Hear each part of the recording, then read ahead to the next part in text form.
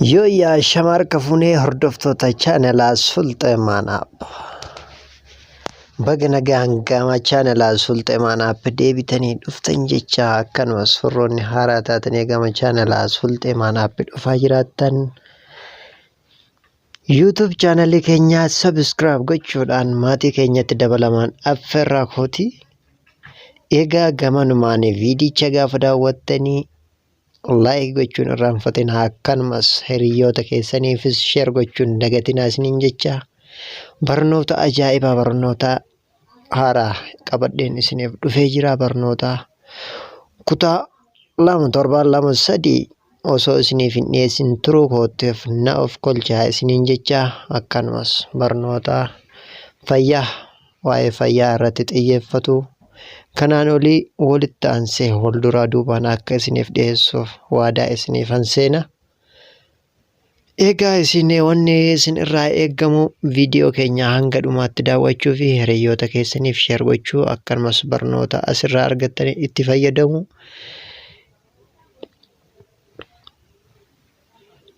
Gama barnoota keenyaatti hogguu dabarru walqunnamtii saalaatiin dhiira maraachuuf dubartiin maal gochuu qabdi kan jedhu kan waliin ilaallu ta'a.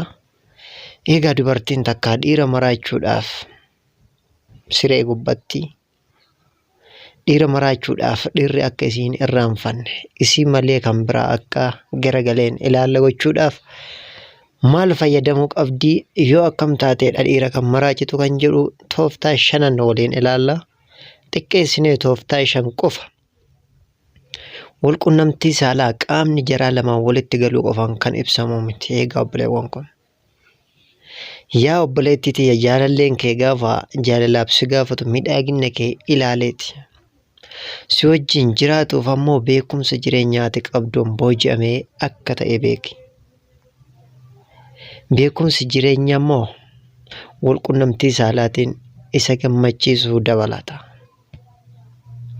Isiniif hangala jedhan yaada gizee akkanatti barnoota isiniif dhiyeessu. Yoo siree irratti gaametti ni beektu miti, gaametti yookaan cimtuu taate carraan jaalallee kee waliin jiraachuu ajaa'ibatti guddataa deema.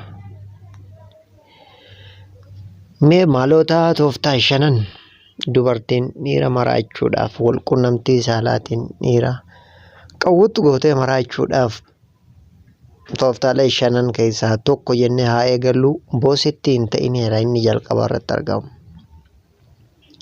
Boositti hin ta'in jechuun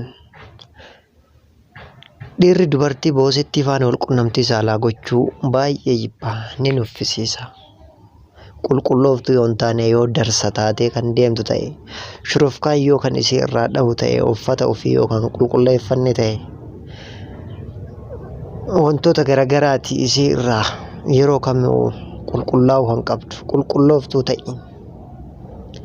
Meekaappii godhachuu kee irraa bishaan uumamaatiin qaamaa fi uffata kee yeroo hunda yoo dhiqattee jalqabumarraa jaalalleen kee si wajjin ciisuun isa gammachiisa. Lammaffaa irratti kan ilaallu dhibooftuu hin ta'inidha. Dhibooftuu hin ta'in jechuun yeroo jaalallee kee bira jirtu yaadaan hin badin. Naqqee ta'e yaada isaa hin wadhuuf. Waan inni siin jedhe sababa malee hin didin. Fakkeenyaaf kallattii walqunnamtii saalaa inni gaafate hin kenneef. Yoo duubaan barbaade ol jedhii qophaa'iif. Akka garaa isaatti basha qedhee haan buuqqatu malee rinciccee dunquqquudhaan isa kan cannaytu guyyuma guyyatti isa kan nuffisiistu yoo ta'e jaalalleen kee si wajjin caqaccaqamuun isa nuffisiisa. Kanaafuu dhibooftuu hin ta'in. Sadaffaa irratti kan ilaallu abbaa warraa kee yookaan jaalallee kee siree irratti kunuunsi kan jedhudha. Maal akka barbaadu gaafadhuuni. Egaa obboleetti ko barnoonni fi ammayyuun qaanii hin qabu. Barnoonni qaanii hin qabu keessattuu. Ammayyummaas duuba natti dhiisi, duuba kan keetti dhiisii. Barnoonni qaanii hin qabu waan ta'eef gara qaaniitti fudhattee jechi kun jechi qaanii jettee ilaaluu osoo hin ta'in maal akka barbaadu gaafadhu. Waan hundaa inni dhiira jettee isarratti hin ilaalin. Dilallooftee kontoofattee ciisuu osoo hin taane qophooftuu ta'e yeroo hundumaa. Kan isa ilaaltu qofa yoo ta'e siree irratti ciistee ija qofa asiif achi gara galchitu yoo ta'e isa nuffisiisaa deema. Biratti jaalatamtuu hin taatu. Jaalala siif qabu hir'isaa deema. Yeroo tokko tokko ati isarra bahiitii qaama isaa ho'isiif. Yeroo walqunnamtii saalaas humnaan deeggari malee isuma hin dadhabsiisin. Siif gala jedheetii yaada barnoonni keenya kanarraa kuni. Egaa afuraffaa irratti kan ilaallu of hin dhoksin jedha. Qaama kee yookaan boqoshaa kee dabalatee qaama kee guutuu isaa osoo dhoksuun sirraa hin eeggamu. Qaama kee dhoksuun sirra hin jiru. Uffata ofirratti hin harkisin. Akka barbaadetti ilaaluu, dhungachuu, yoo barbaade immoo arraabachuus qaba. Yeroo qaamni isaa sitti seensisuuf jedhu walqunnamtii saalaa gisee raawwachuuf kaata yoo inni qaama isaa si keessa kaa'uuf ho'i sitti seensisuuf jedhu qo'i anatu siif galche jechuu irraa inni ilaallatee yoo galche gaariidha.